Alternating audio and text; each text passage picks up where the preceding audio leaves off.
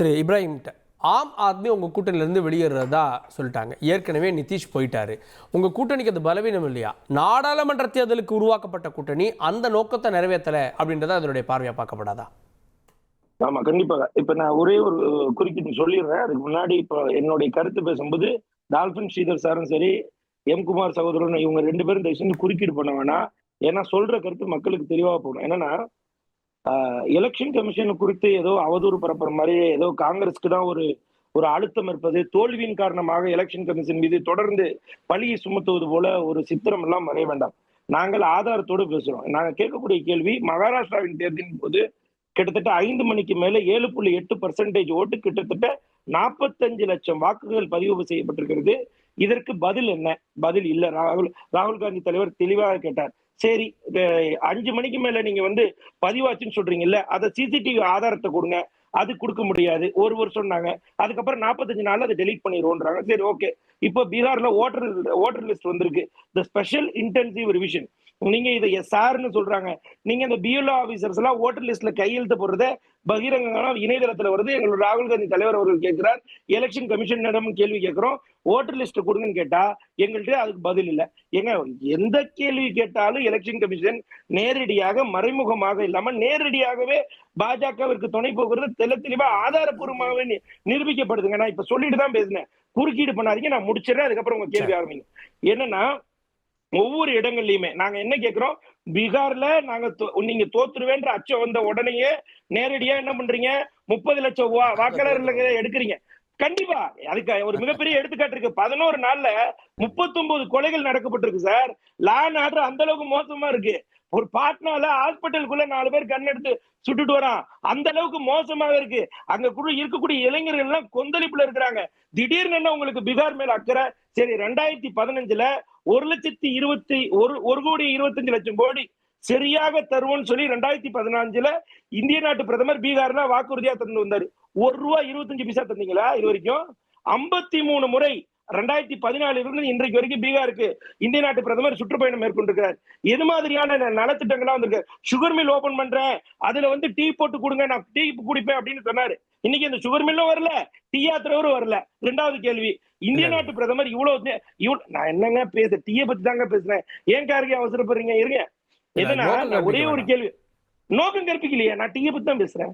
நார்மலா நான் டீயை பத்தி தான் பேசிட்டு இருக்கேன். அதாவது என்னன்னா, அங்க சொன்ன வார்த்தைங்க, நான் டீ குடிக்க வருவேன், நாங்க அங்க சர்க்கரை ஆலை தொடங்க இருக்கிறோம், அந்த சர்க்கரை ஆலை தொடர்ந்த பின்பாக அது மூலியமாக உங்களுக்கு இனிப்பான செய்தி வழங்க சர்க்கரை ஆலையும் தொடக்கல, டீயும் வரல. சரி, இதெல்லாம் விட்டுருவோம். நாங்க கேட்கக்கூடிய ஒரே ஒரு கேள்வி, இந்திய அலையன்ஸ் வீக் ஆயிடுச்சு நீங்கல்ல, 26 கட்சிகளை நாங்க வச்சுட்டு ஒரே ஒரு கட்சி போயிருக்கு, 25 கட்சி கூட நாங்க ஸ்ட்ராங்கா இருக்கிறோம். இன்றைக்கு எங்களுடைய பிரதானமாக, ஒரு செகண்ட் நான் பேசிடுறேன் சார், நீங்க அதுக்கப்புறம் பேசுங்க சார், உங்களுக்கு குறுக்கீடு பண்ணல. அதாவது என்ன கேள்வி கேட்கிறோம்னா, இன்றைக்கு கூட எங்க ஜெயராம் ரமேஷ் அவர்கள் தெளிவாக பதிவிட்டிருக்கிறார், இந்திய நாட்டை குறித்து 24 முறை இந்த ட்ரம்ப் அவர்கள் இத மிகப்பெரிய இந்திய நாட்டுடைய குடிமகனாக அடிப்படை உரிமைகளோடு கோபப்பட்டு கேள்வி கேட்கிறார். 24 முறை கேள்வி கேட்கிறார் டொனால்ட் ட்ரம்ப். என்னன்ட்டு, இந்திய நாட்டு போற நான் தான் நிப்பாட்டேன், 5 ஜெட்டு காலி ஆயிடுச்சுன்னு இன்னைக்கு பேசுறாரு சார். அது குறித்து இந்திய நாட்டு பிரதமர் வாய் திறக்கல. அது குறித்து வாய் திறந்தாரு இந்திய நாட்டு பிரதமர். ஆபரேஷன் சிந்தூர் பத்தி பேசுறீங்களா? எதை பத்தி பேசுறீங்க? எதை பத்தி நீங்க பேச மாட்டீங்க? நீங்க பேசுறது தெரியுமா? நாடாளுமன்ற இல்ல சார், நாடாளுமன்ற செஷன்ல பிரதமர் நிச்சயமா அதுக்கு பதில் கொடுக்க போறாரு. ஒரு விஷயம் இல்ல ஏங்க, ஒரே ஒரு விஷயம், அதாவது மணிப்பூருக்கே நம்பிக்கையில்லா தீர்மானம் கொண்டு பதிலளிக்க வைக்க நிலைமைய இந்திய நாட்டு வரலாறு கண்டால ஒரு பிரதமர் இருந்தாங்க. மணிப்பூர் பிரச்சனைக்கு காங்கிரஸ் கட்சி காரணம். இந்த ஜாதியுள்ள ரெண்டு சமுதாயத்துக்குள்ள காங்கிரஸ் கட்சி மணிப்பூர் பிரச்சனையில இன்னைக்கு அமைதி தேடிட்டு இருக்கு. மணிப்பூர் பிரச்சனையில இன்னைக்கு போதை பயிரிடுதலிருந்து மீட்கிறோம். மணிப்பூர் இன்னைக்கு அமைதியை நோக்கி அது காங்கிரஸுக்கு பிடிக்கல. ஏன்னா உருவாக்குறது இது மாதிரி 100 வீடியோ இருக்குன்னு சொல்றாரு. அதுக்கு பதில் இந்திய நாட்டு பிரதமர் நிர்வாணமா கூட்டிட்டு வந்ததுக்கு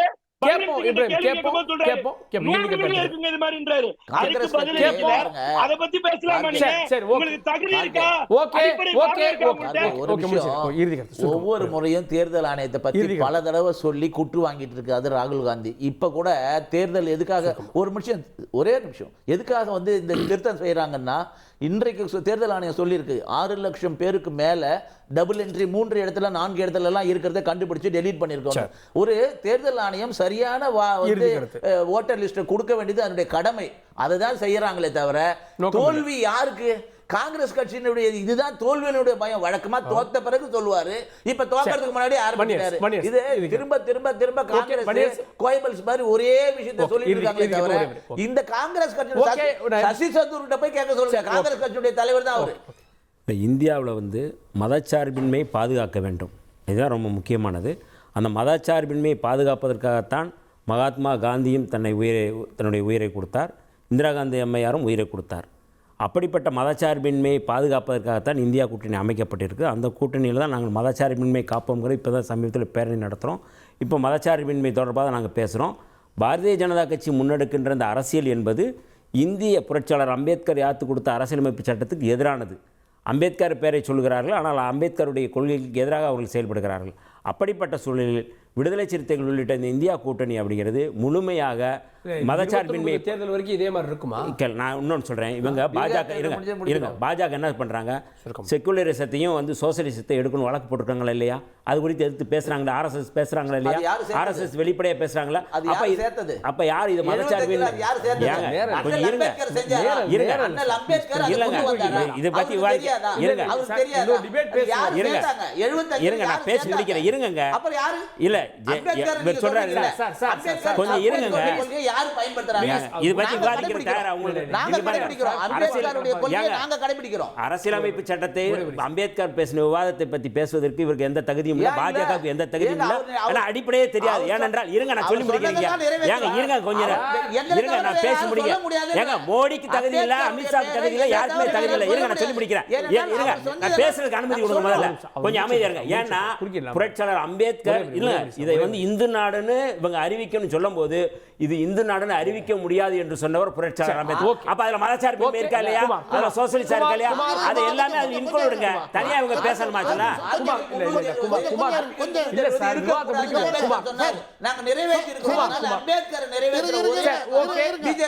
ஜூலை 22, 1975 எமர்ஜென்சி கொண்டு வந்தாங்க. 1947 50 அந்த 75 வரைக்கும் 25 வருஷம் சட்டம் போட்டா மதசார்பின்மையை ஃபாலோ பண்ணிக்கப்பட்டது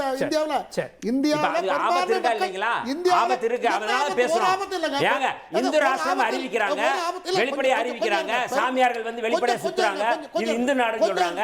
அது என்னங்க அப்ப மதச்சார்பின்மைக்கு எதிர் இல்லையா? கொஞ்சம் 10 செகண்ட் முடிச்சிடறேன். அதாவது ஆபத்து இல்லைன்னு சொல்றதுக்காக நான் சொல்றேன். ஆபத்து இந்த மக்களுக்கு இல்ல இந்து ராஷ்டிரம் எப்படி சொல்றாங்க?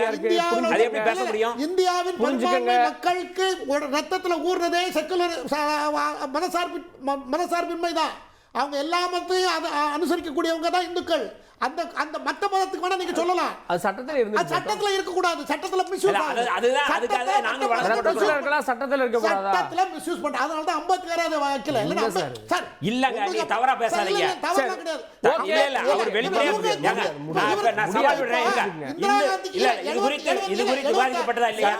இந்த டிபேட்ல 1 ஹவர்ல முடிக்கக்கூடிய டிபேட் இல்ல. 76ல 75ல இருந்து 77 வரைக்கும் எமர்ஜென்சி இல்ல. அந்த டைம்ல எதிர்க்கட்சிகளை பூரா அரெஸ்ட் பண்ணி ஜெயில போட்டுட்டு இந்த ஒரு எக்ஸிகியூட்டிவ் ஆர்டர் போல கொண்டு வராங்க. இப்ராஹிம் ஒரே வார்த்தை அதனால ஒரே வார்த்தை அருகதையே கிடையாது. அமித்ஷா அவர்கள் 6 முறை சொல்றாரு.